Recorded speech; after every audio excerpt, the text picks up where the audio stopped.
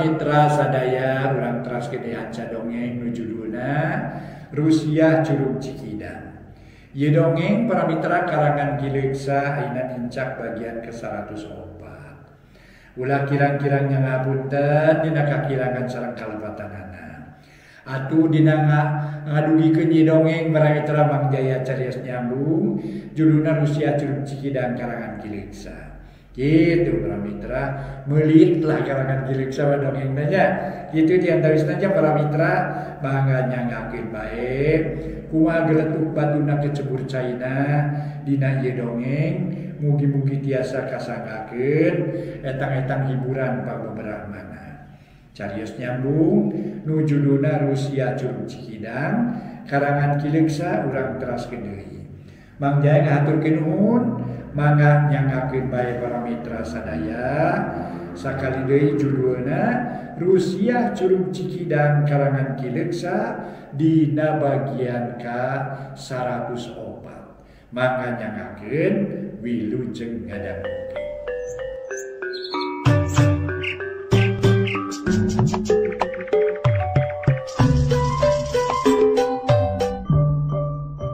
Para mitra kaum dangu wilujeng tepang dangu deui sareng acara matuh dongeng enteng.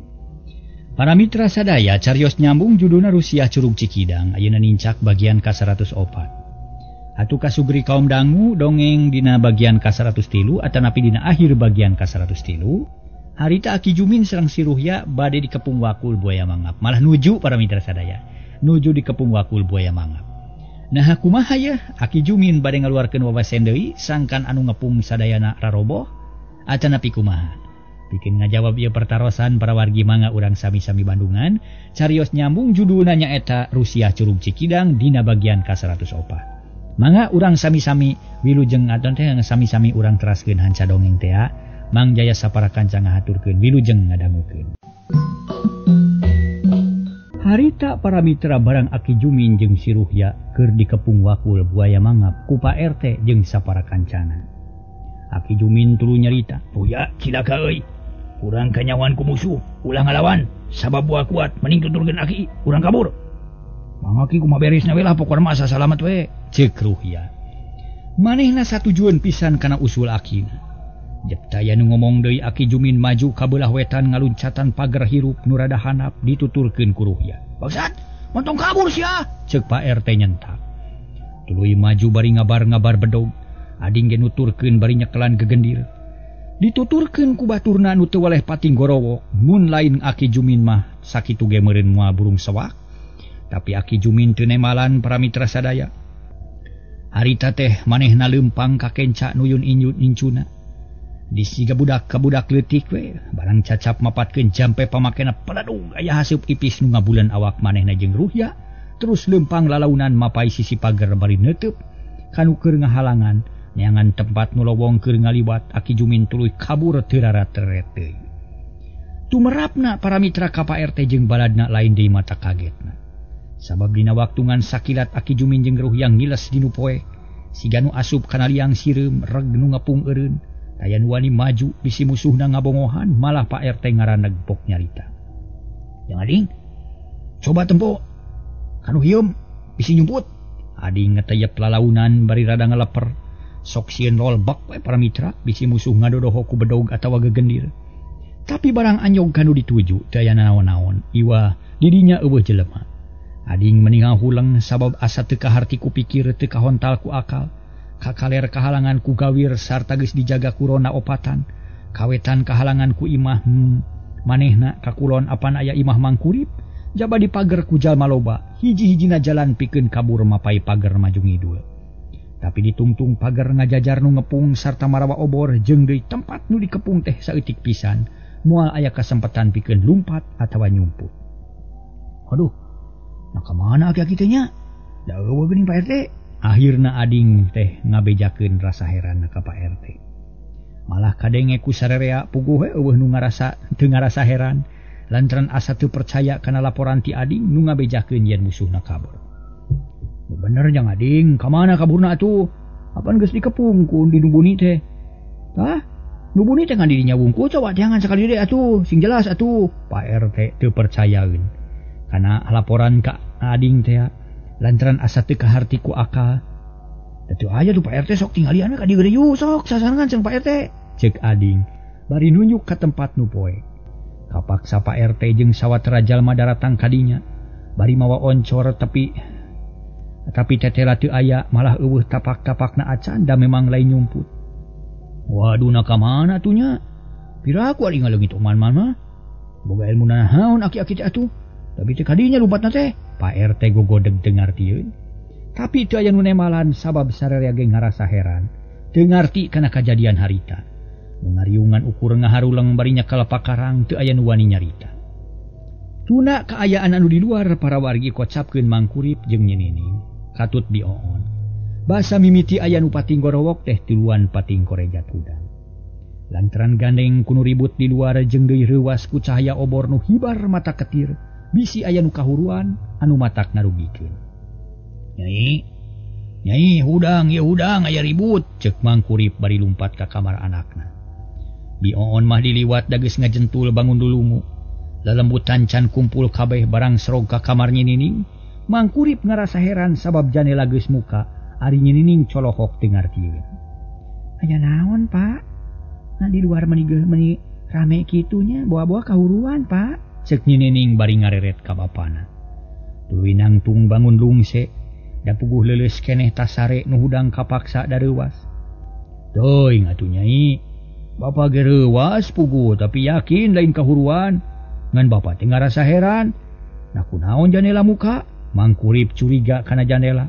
Bisi aya bangsat nu asup ka imah. Nyi Nining ge reuwaseun manehna kaget nempo janela kitu. Cing inget-inget Nyai aya jelma atawa eueuh nu asup. Pariksa heula bisi barang-barang aya nu leungit. Mang Kurip nanya deui sabab Nyi Nining kalah ka olohok bengong. Duh katuh pada cacan kanyahoan. Sanu asup ka imahnya bawa-bawanya aya bangsat nu asup. Terus dipekepung ku batur di luar. Cek Nyi Nining bari tuluy mariksa lomari. Dibuka sarta dititenan eusina. Tapi tetela taya nu robah boro-boro leungit teu aya tapak-tapakna acan. Terus nu sajen dipariksa deui yakin kabeh ge araya barang. Kumaha Nyai aya nu leungit atawa henteu? Teu pas sadayana ge araya keneh, jawab Nyi Nining. Ulah ka bunga pariksa heula nu sajenkeun bae nu ribut mah di luar, dangke ge moal burung nyaho. Sok titenan di parabot bisi nu leungit. Mangga Pak. Nyi Nining asup ka tengah imah dituturkeun ku bapana. Kasampak bioon geus teger hatena. Geus teu reuwas teuing, tapi basa Nyi Nining jeung bapana datang. Manehna hare-hare bae. On bantuan mariksa parabot. Jeung barang-barang bisi anu leungit sabab janela muka. Ulang-ulang kitu eta kalakuan teh, cek Mang Kurip ka bioon. Tapi nu diajak ngomong teu newalan ngan ukur colohok semu heran. Sedengkeun Nyi Nining tuluy mukaan lomari pakaian jeung mariksa barang-barang sejen. Tapi tetep teu kapangi urut ngabrik-ngabrik. Kabeh ge araya teu kaciri aya nu leungit terus bebejak ka bapana yen barang araya kabeh oge. Nyari geus puguh kitu mah kaajun pek dagoan di imah. Omat ulah kaluar bisi katewa ku musuh. Baparek milu ngariung jeung batur. Saya bangsat tetep aya naon pokona mah, cek Mang Kurip. Bari tuluy mukakeun panto leos ini teu poho mawa pakara. Bioon jeung Nyi Nining arasup ka kamar lalajo jalma-jalma nu ribut di luar tina janela. Bari jeung hatena pinuh ku kapaur jeung kaheran teu ngarti kana kajadian harita. Kocapkeun Mang Kurip, manehna lumpat muru ka jalma nu ngagimbung sisi pager. Hayang nyaho kana naon-naon nu kajadian. Sanggeus tepipok nanya kanu araya di dinya, bari nulak cangkeng ku leungeun kenca, nu katuhu nyekel bedog nurutan nu loba teh. Aya naon ieu teh Pak RT? Ngari ributan siga aya bangsat geuning. Aya Ki Jumin jeung si Ruhya Mang Kurip, tapi ngaleungit di dieu. Teu kanyahoan kaburna tadi teh tos ngabongkar jendela kamar rek maling deui Nyi Nining meureun. Kumari Nyi Nining ayeuna. Nah teu kunaon? Jawab Pak RT bari tuluy malik nanya. Panon ngareret ka Mang Kurip nu kakarajol. Aki Jumin, urang ajarnya yakin datang deui ka dieu. Rek naon atunya da? Pun anak mah aya keneh Pak RT. Jawab Mang Kurip bari kerung. Nya nuhun atuh ari aya mah. Artina aki-aki teh can kungsi maling naon-naon. Da tadi teh si Ruhya kekara ungah kana janela. Kaburu disentak ku kuring ngan hanya kale bangsatna teu katewak. Pak RT haneueul. Sabab musuh teu katewak kalaka kalabur. Jadi kitu. Kumaha tu ayeuna teu diarudag Aki Jumin teh jeung si Ruhya teh. Kade abisi nyumput di sisi lemur atawa lumpat kana jalan nu saruni. Kumaha mengke datang deui? Cek Mang Kurip siga nu hariwang bisi Aki Jumin datang deui ka imahna. Keke kumahanya cing batur-batur karumpul. Cek Pak RT nitah kumpul ka sararea rob jalma-jalma kumpul ngagimung di pakarangan imah Mang Kurip. Obor meni ngagebur nyaangan eta tempat jalma-jalma rajeg bari nyarekel keneh pakarang masing-masing. Dulur-dulur sakabeh ayeuna urang teh geus eleh ku musuh ieu. Kulantaran kitu ayeuna urang kudu mikir kalayan atik, kalayan sing apik bari ngajalankeun pagawean kalayan pinuh ku tanggung jawab. Kaku kituna hayu urang ngatur deui siasat pikeun ngepung Aki Jumin jeung si Ruhya. Unggal jalan nu tembus ka pilemuran urang pegat sarta susul ku urang. Yuk jalankeun, bagi sing rata sarta sarerea kudu ngarasa tanggung jawab. Prak jalankeun masing-masing ngatur tujuanana, kuring percaya ka sarerea. Cek Pak RT bari ruak dieu. Kasakur nu hadir. Harita keneh kumpulan bubar masing-masing ngajalankeun pagaweanana baroga niat masing-masing. Berul ka kidul leut ka kulon bring ka hilir jeung kanu kawetan. Masing-masing jurusan aya nu jadi luluguna. Malah harita teh bah jilun ge milu nyusul ka beulah kidul. Akhirna nu aya di buruan imah karitiluan Mang Kurip jeung Pak RT dibaturan ku Aki Antri. Nu datangna paneuri. Kitu ge aya nu ngabejaan sabab asa keung dumeh kaayaan harita matak hariwang. Nah, teu ngabejaan ka Aki atuh Jang RT. Meni ratak rareuwas ieu teh, ceuk Aki Antri bari maido. Lantaran teu aya nu ngabejakeun ka anjeunna. Pak RT rikat ngajawab sabab memang geus aya pijababeun nu jelas. Oki, abdi teh sanes teu emut ka Aki nanging ari tadi nama hayang macakal ku sorangan. Ulah ngarepotkeun we ka sepuh, satungtung tiasa keneh mah kudu ngarora. Bari disanghareupan hitung-hitung latihan. Upami abdi sareng rerencangan parantos teu kiat nya eta mah moal ka mana deui minang sarayana tangtos we ka salira Aki. Tah kumargi kitu ki, janten eta teh etang-etang latihan kitu tah. Ceuk Pak RT nyarita tegas jeung daria pisan ku Aki Antri ka hartieun. Oh, kitu nya teu nanaon atuh ari nya mah kitu maksudna. Aki teh ngarti sarta nganuhunkeun kana pamaksudan Pak RT nu sakitu hadena. Tapi Aki teh ngarasa hariwang sabab tadi teh aya kajadian nu kacida matak bahayana. Aki teh kapaksa milu campur basa aya puluhan manuk siluman nu ngalang-ayang di awang-awang. Alhamdulillah bisa disingkirkeun kalayan lancar. Oh janten Aki ge uninga kayan tadi teh. Cek Pak RT kaget. Nu maca. Kitu sigana mah sakabeh urang lemur ieu moal burung nyahoeun. Ari sabab kejadian tadi teh mata keung jeung geuman jeung deui gandeng ka bina-bina. Akibatna Aki ge teu bisa sare. Tah kitu Pak RT. Jawab Aki Antri. Leuwih daria da memang tadi ge nyaksian pisan. Nya nuhun atuh Ki abdi ge tenang ari kitu mah. Nanging kumaha salajengna upami tos kieu ye margi musuh abdi teh kabur Ki. Cek Pak RT sakalian nanyakeun ka Aki Antri ngarah pugu. Teu nyaho atuh Aki ge bingung ari kitu carana mah. Keun bae da ieu mah geus aya nu nyusul. Muga-muga sing hasil jalankeun heula we cara-cara nu geus diatur tadi. Cek Aki Antri can mere harepan siga nu hayang nguji kana kamampuan Pak RT jeung para kancana. Ya muhun atuh kitu we ieu mah kilah nanging kumari Mang Kurip ieu nah bade ngiring udag atawa moal. Da kuring mah rek milu ka kaler. Pak RT harita teh nanya ka Mang Kurip nu harita ngahulang bae. Ayo atuh Pak RT urang susul jeung kuring. Sugan we aya milik bisa kasusul kuring panasaran hayang newak nu jahatna. Jawab Mang Kurip. Alusna mah ulah Jang Kurip. Jaga di imah bising aya naon-naon. Ari sabab lamun di imah eueuh jelema tangtu mata kariwang. Bisi lalaki ini anu jahat datang padriweuh. Nu matak leuwih hade cicing memang Kurip mah tong ka mana-mana. Cek Aki Antri ngelingan. Sangkan Mang Kurip ulah ninggalkeun imah. Atuh kahartieun ku Pak RT jeung ku Mang Kurip oge da memang kitu kuduna. Ari sabab Mang Kurip teh sasat keur diancam ku Aki Jumin keur dikakalakeun. Tanya kitu mang lah. Sing waspada di bumi memang mah. Teu kudu milu ka mana-mana bisi aya musuh nu nyusup ka dieu. Sabab tadi ge ngaleungitna teh jiga siluman we teu kanyahoan hilesna. Antosannya mangnya kuring rek ini heula sugan aya keneh milik. Cek Pak RT bari tuluy ngaleos maju ngaler. Teu ngadaguan jawaban ti Mang Kurip atuh kariduaan we di buruan teh. Nyatana Mang Kurip jeung Aki Antri narangtung bangun tumanina teu inget kana kaayaan nu harita geus tengah peuting. Jep sakejap sakedapan mah jempe Aki Antri melong ka kaler teu Pak RT nu beuki lila beuki jauh. Ari mangkurip ngahulang mikiran nasibna nu teu weleh dikakalakeun ku batur. Bari sorangan keur kacida bingungna. Masalah Bahjilun jeung pamajikanna ge can rengse. Ari ayeuna geus jol deui kajadian kitu. Estu matak jengkel jeung gregeteun. Lila-lila Aki Antri nanya ka mangkurip bari tetep nangtung di dinya. Yang kurip kumaha lalampahan ngalamaung teh? Na geus hasil acawa acan. Kunaon teu buru-buru laporan ka Aki? Mawi kamari teh waktos nempangan ka Aki seja laporan tadi nama. Nanging Aki kabujeng repot ku tamu janten abdi teh teu wantuna berangkeun. Upami kawidian mah sakantenan we bade ayeuna atuh, ceuk mangkurip. Asa di jalanan da geus aya niat rek ngabejakeun hasilna. Aya sebah wae buku kamari teh Aki ge rada kagok rek nanya perkara eta teh. Hari sabab sarua jeung muar usia ngucang ngaceh. Mun geus yakin mah nya ayeuna bejakeun we kumaha lalakonna teh ujang. Hasil atawa acan? Alhamdulillah hasil ayeuna mah Ki. Abdi geus laksana newak maung teh sarta hasil nyabut kumisna. Kenging 5 lamar upami teu lepat mah. Tah kitu Ki kumaha atuh salajengna? Ceuk mangkurip meuni reueus.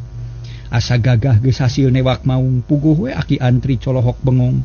Asa teu percaya kana laporan ti mangkurip bisi heureuy. Nanya anta de jangkuri kade ulah ngabobodo ka kolot. Leres Ki. Malih mah hampir cilaka abdi jalan-jalan basa keur nyebut kumis maung. Teu kanyahoan ujug gaur-gaur maung anu sejen gagauran rek ngarekeb ka abdi. Belecet teh rumpat meniti paparetot. Da sugan mah tunggul di rarun catang dirumpak teh. Sanyana nanging alhamdulillah salamet Ki, ceuk mangkurip. Nyaritakeun pangalamanana nu geus hasil nyabut kumis maung. Nya nuhun atuh ari hasil mah. Kumaha ngalana namun kawas lu gampang teuing geuni. Aki Antri beuki panasaran. Hayang nyaho kana tata cara newak maung. Sabab kamani asa babari pisan kalayan teu asa-asa deui derek-dek emang kurip nyaritakeun pangalamanana. Ditetek ti mimiti indit nepi ka hasil meunangkeun maung. Barang geus rengse ngabejakeun lalakonna cakakak Aki Antri gumujeng bakat ku sugema. Alus pisan ujang. Tah kudu kitu ari jadi lalaki. Ulah ipis buri jeung epes meer. Ari sabab manusia manajan leutik ge boga akal jeung pikiran. Tetep we nu galak jeung gagah ge. Katewak ieu hiji bukti yen ujang bener-bener geus buleud paniatan. Geus giling pikir hayang ngaduan pelet Bahjilun. Sabab mun setengah hate wae mah Aki yakin ujang teh moal hasil. Sabab ku ngadenge geureummna maung oge moal buru ngayak-yak nginihan maneh. Tapi jang kurip mah teu kitu. Eta teh hiji tanda yen bener-bener geus buleud kayakinan. Top badak top maung ujang mah sanyana asal niat bisa laksana. Alus ujang alus Aki teh muji ka ujang teh, ceuk Aki Antri. Bari marah mae waos geus carang katara guguri lapan katojo ku cahaya obor nu nyelap deukeut golodong. Laras kitu Ki lah. Kahartos ku abdi ge nanging kumaha atuh salajengna ieu teh? Dari syaratna mah parantos aya nyatana kumis maung anu kenging ngala kamari, ceuk mangkurip nanya deui hayang geura puguh.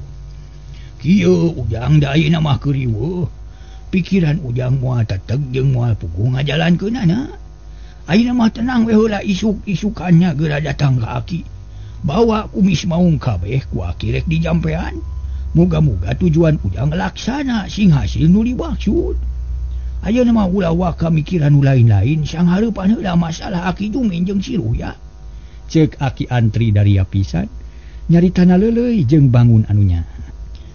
Nya mangga atuh ari kitu mah tangtos enjing abdi teh bade ngahajana pangan ka bumi. Ieu mah da leres hate abdi teh kawer keneh. Tah bener kitu ujang. Jung atuh geura ka jero ayeuna mah da Aki rek balik. Moal pipilueun kana urusan jang RT bisi ngaganggu rencana. Ngan lamun aya naon-naon bejaan Akinya.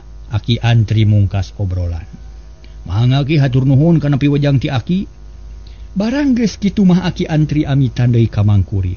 Tuluy balik ka imahna. Bangun tenang taya karingrang tinggal mangkurip we ngajanteng sorangan. Diburuan panon melong kana tonggong aki antri nu beki lila beki rumek lantaran beki jauh tina cahaya obor nu ngagebur dina golodo. Akhirna aki antri ngiles dinu poek teu katempo deui atuh mangkurip ngarahuh tuluy ngomong sorangan.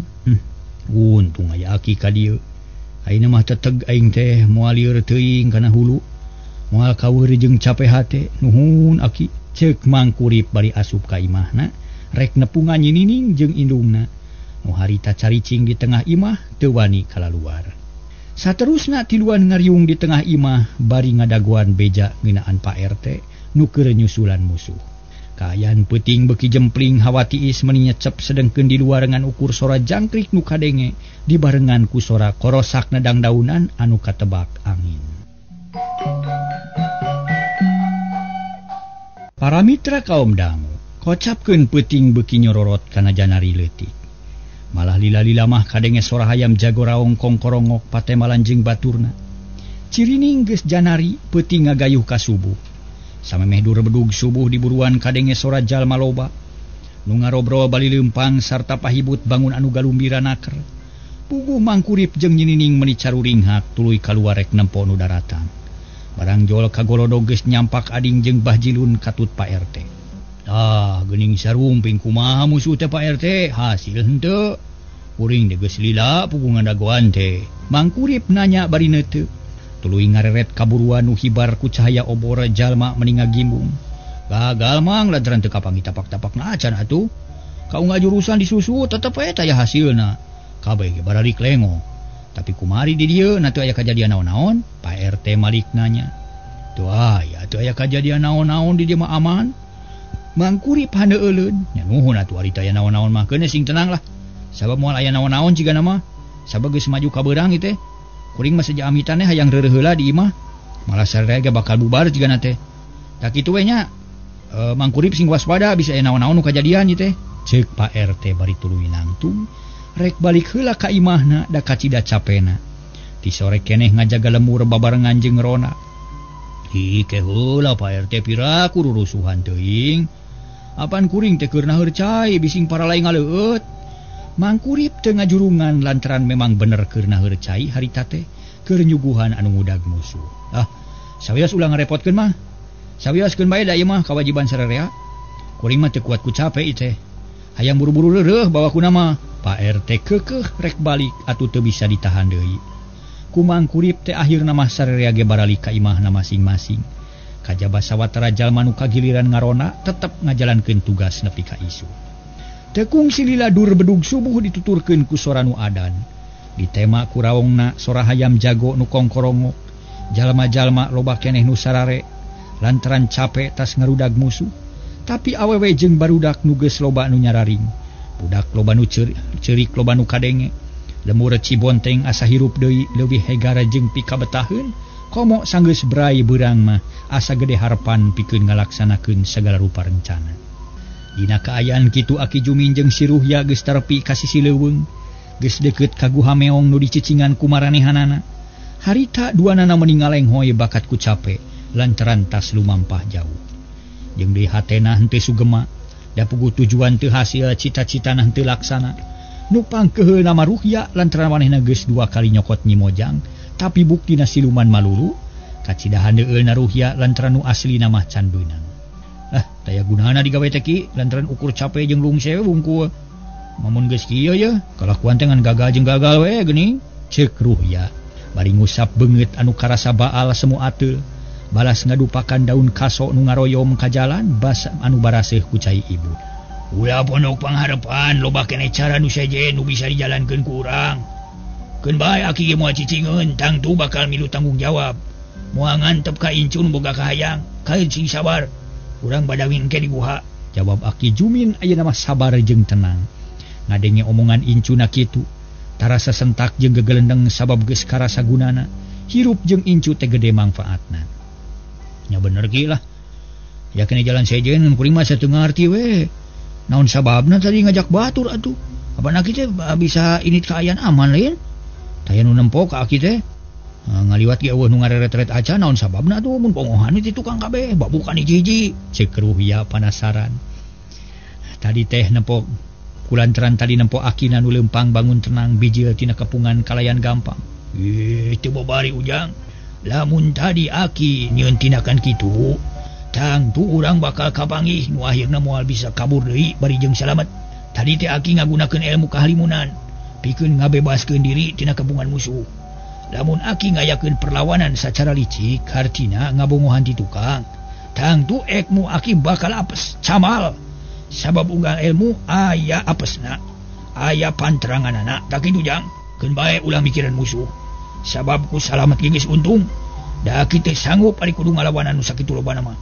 Jeung pasti lamun pating jorowok meureun salebur eta harudang kabeh, ripuh atuh urang teh. Jawab Aki Jumin nerangkeun sabab-musababna. Oh kitu paingan atuh kaharti mun kitu carana mah. Jadi Aki teh ngagunakeun halimunanya, paingan teu aya nu nempoeun atuh basa indit kalayan aman. Teu nu nyahoeun. Ruhya bangun reueus. Boga Aki loba elmuna. Kitu. Nu matak ayeuna mah teu kudu loba carita. Keun bae sing sabar da moal matak naon-naon. Aya keneh waktu keur ngakalan nyinining sangkan beunang ku urang. Temal Aki Jumin tetep ngandung sumanget. Manehna teu ngarasa kagok pikeun ngabela anu jadi incu. Jeung deui gegedena mah hayang males kanyeri ka mangkurip ku jalan maling anakna. Sabab manehna nyeri hate ku elehna nu enggeus-enggeus. Saterusna Aki Jumin jeung Ruhya laleumpang mapai jalan nu kacida rembetna. Jalan satapak bari jeung nanya kenca katuhu ngaroyom rarambu leuweung. Ngahalangan liliwateun, tapi Aki Jumin jeung Ruhya tetep tenang. Nyorang jalan nu berasna ka hiji pasir nu saterusna di bakal anyog ka gua meong nu dicicingan ku Aki Jumin jeung incuna. Langit beuki bengras di wetan geus sibar ku sinar sang surya. Nu sumirat kaluhur nyorot mega bodas anu ngalamuk ayang-ayangan, puguh we katempona matakna mahan betah jeung waas. Ditambah recetna sora manuk nu patemalan ngabagiakeun sang surya. Sawareh pating keleper ngicis-ngiciskeun jangjangna bari disarada bangun anu galumbiranaker. Akhirna para mitra kirawan Cihaneut moyan. Aki Jumin jeung Ruhya tepi kanu dituju baju jeung calana baraseuh ku cai ibu nu kadupakan tina dangdaunan. Ruhya asup pangheulana ka guha meong dituturkeun ku Aki Jumin. Sanggeus aya di jerogek dariuk dina batu, kaayaan di dinya geus meunang ngabeberes. Rada betah ayeuna mah teu kawas mimiti datang. Ulah wakas sarejang urang badami heula. Cing pikir nu leuwih lantip narek maling heula nyinining atawa rek ngaruksa heula lemur Cijaha. Pilih salah sahiji nu sakira kalaksanakeun ku urang. Cek Aki Jumin teu malire kana kacape jeung tunuh langsung ngajak ngayakeun badami. Dari kayang kuring maling heula nyinining lamun manehna geus beunang kakara males ka urang Cijaha. Katua kampung jeung baladna da kitu ki. Naon sababna? Aki Jumin nanya bari neuteu. Sababnya nining moal loba meakeun tanaga jeung deda moal loba gogodan tumiba sedengkeun males pati ka urang Cijaha mah bakal loba kajadian tumiba. Berat teh akibatna matak ngahalangan kana niat nu sanyana tak kitu ki. Lamun nining geus beunang mah bisa ngajalankeun maksud sejen kalayan tenang kitu. Nya teu naon kitu ge atuh. Keun urang cobaan sakali deui maling nining. Ayeuna Aki moal ini sorangan ka lembur Cijaha. Ka Cibonteng lantaran bakal namahan gawe nu matak balai. Cek Aki Jumin dari anaker. Manehna geus bener-bener hayang maling ka nining. Nah kumaha kitu carana ki? Nah make moal ka ditu kudu usaha tuh. Aki rek nita siluman. Kumanehna sina dipaling tang tu hasil kalayan aman.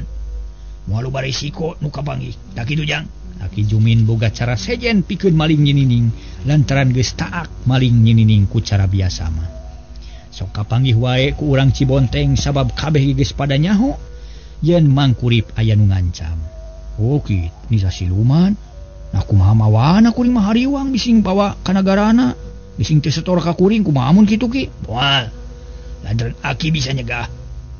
Kana kajadian kitu lamun siluman nu diutus ku Aki hianat, kari newak we sarta diringkus sakalian. Moal burung kapokeun sabab Rusiana geus aya di dampaleungeun Aki. Jawab Aki Jumin bangun agul lantaran bisa ngawasa bangsa siluman. Bisa marentah jeung nitah naon bae sakahayangna. Oh kitu nya teu naon-naon atuh ari tanggung jawab mah.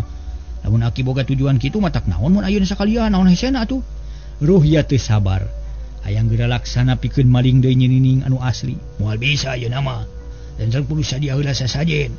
Sajabat kitu Aki teh capek jeung tunuh hayang sare heula sing seueuh. Ngarah jag-jag hareupna. Ayeuna urang sare heula keun isukan atawa pageta urang jalankeun. Pokona mah nyaho hasil we. Tangju nining bakal nyampak di tempat. Aki Jumin nemongkeun kasomonganana can naon-naon geus ujub ngaku-ngaku bakal hasil. Mangga atuh kida nya tuluh kuring ge. Saterusna Aki Jumin jeung Ruhya sarare ngagoler dina batu ngampar. Di tilaman kudang daunan meunang mabeberes. Jep kaayaan di guha jempe teu kadenge deui nu ngomong. Aki Jumin jeung Ruhya ngalaman hirup anu kacida sangsarana akibat kalakuan nu teu parok jeung batur, hayang untung tina enteng, hayang senang tina gampang. Guha meong kacida geueumeunnana mun lain Aki Jumin mah moal betah aya di dinya. Sabab loba dedemit jeung setan siluman anu ngageugeuh di dinya. Malah harita geus mimiti kadenge nu aneh-aneh. Padahal geus beurang tapi ti pojok guha kadenge aya nu disada kawas nu humarurung. Di pojok sejen kadenge nu seuri lalaunan. Di eta guha seolah-olah loba nu keur ngobrol atawa cacarita jeung baturna. Akibatna lamun aya jalma lian ngancik di dinya bakal kadenge sora nu ngagerenggeng teu puguh kadengena.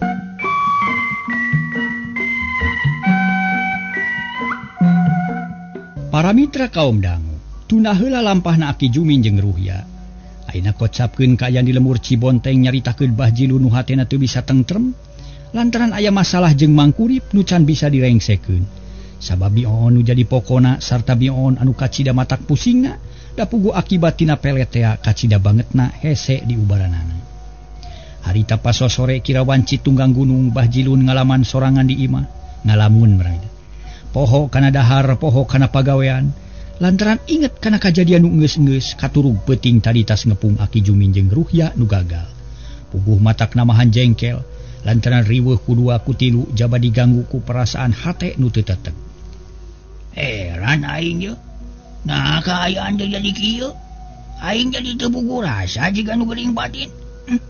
Gara-gara pelet tigana ieu teh. Ayeuna mah ku aing ka harti tangtu pelet salah alamat.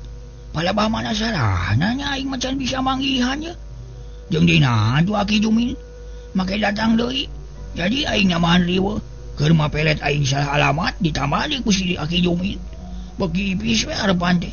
Sabab nyening moal beunang ku aing. Waduh, pasti beak pisan harepan teh ya. Dan nyening bisa beunang ku si Ading. Atawa beunang ku si Jumin. Yah, kudu kumaha mun geus kieu ye naon kudu dipilambah ku aing nya. Ceuk Bahjilun bari ngusap janggotna. Panon melong kaburuan tapi ciciptaan ngalayang kanu angang mikir anu can puguh karuhan. Barang keur ngalamun kitu rentang-rentang ti kajauhan aya nu datang. Hiji awewe tengah tubuh dangdan ginding ngajingjing rantang. Beuki lila beuki deukeut ka Bahjilun katempo pisan. Masya Allah.